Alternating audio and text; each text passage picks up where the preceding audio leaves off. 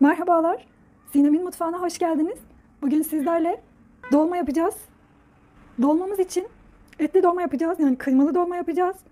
1 kilo biberim var. Bakın ben ayıkladım, temizledim güzel. Bir tane bıraktım, sizlere göstermek istiyorum. Belki yeni yemek yapmaya başlayan arkadaşlarımız vardır. Belki yeni evlenen arkadaşlarımız vardır. Onlar için göstermek istiyorum. Bakın bu şekilde parmağımla, baş parmağımla bastırarak bakın içerisine bu şekilde bastırıyorum. Komple çıkardım gördüğünüz gibi. İçinden çıkarıp alıyorum. Bakın çekirdekli kısmını da şu şekilde boşaltıyorum içinden. Ve biberim hazır. Yıkayacağım güzel. Süzeceğim. Ondan sonra da içimizi hazırlamaya geçeceğiz.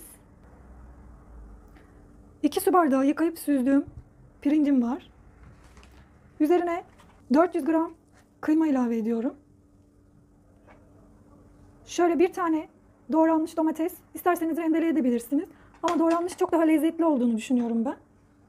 Şu şekilde ince doğranmış bir tane soğanım var. Dediğim gibi sizler isterseniz rendeleyebilirsiniz. Bakın bu şekilde bir yemek kaşığı domates ve biber salçam var. Onları da ilave ediyorum. Şöyle. Bakın burada baharatlarım var. 1 çay kaşığı nane, 1 çay kaşığı karabiber, 2 çay kaşığı pul biber. Onları da serpiyorum.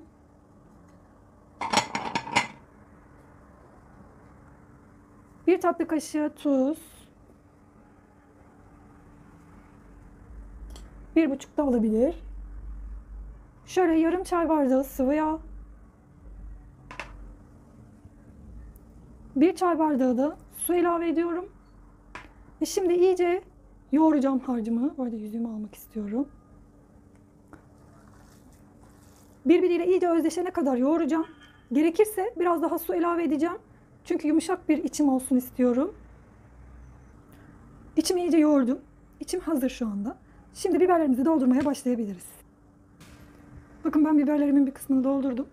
Bu şekilde biberimin içerisinde su varsa döktüm. İçerisinde kalan çekirdekli kısımlar varsa onları da aldım. Bakın bu şekilde içini hazırlıyorum. Şimdi içimi de bu şekilde bakın böyle çok sıkıştırmadan dolduruyorum. Çok sıkıştırmıyorum çünkü pirinçlerimiz de pişince şişecek. O yüzden sıkıştırmadan doldurdum bakın.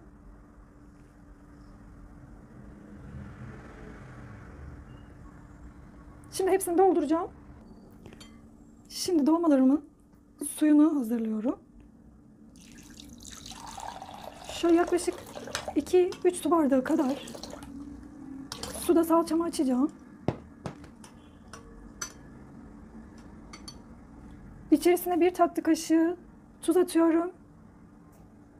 Biberlerimiz tabii tatlansın. Bakın iyice karıştırdım. Şöyle çok az tuz biberlerimin üzerine de serpmek istiyorum. Az bir şey. Şimdi sosumu şöyle bakın biberlerin üzerine çok gelmeyecek şekilde ortadan dökmeye çalışıyorum.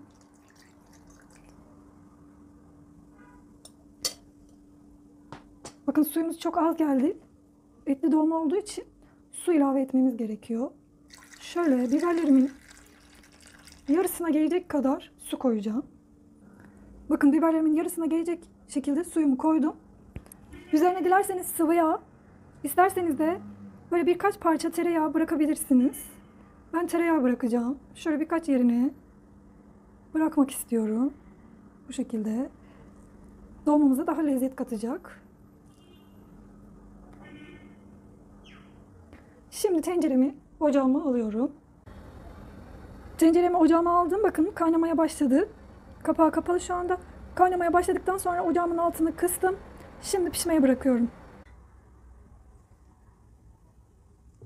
Evet bakın dolmalarım pişti. Kaynadıktan sonra 30 dakikada benim dolmalarım pişti. Bakın biberlerimi kontrol ettim. Bu şekilde biberlerim çatalla kontrol ediyorum. Yumuşamışsa biberim pişmiş demektir. Biberden bibere değişiklik gösterebiliyor. Benim biberim ince kabuklu bir biberdi.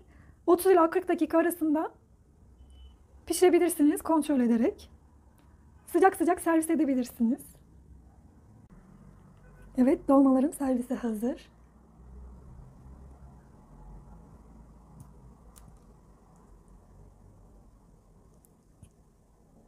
Tariflerimden memnun kaldıysanız kanalıma abone olup tariflerimi paylaşmayı unutmayınız. Beğeni ve yorumlarınızı bekliyorum. Gösterdiğiniz ilgiden dolayı teşekkürler. Herkese afiyet olsun. Bir sonraki tarifimde görüşmek üzere. Hoşça kalın.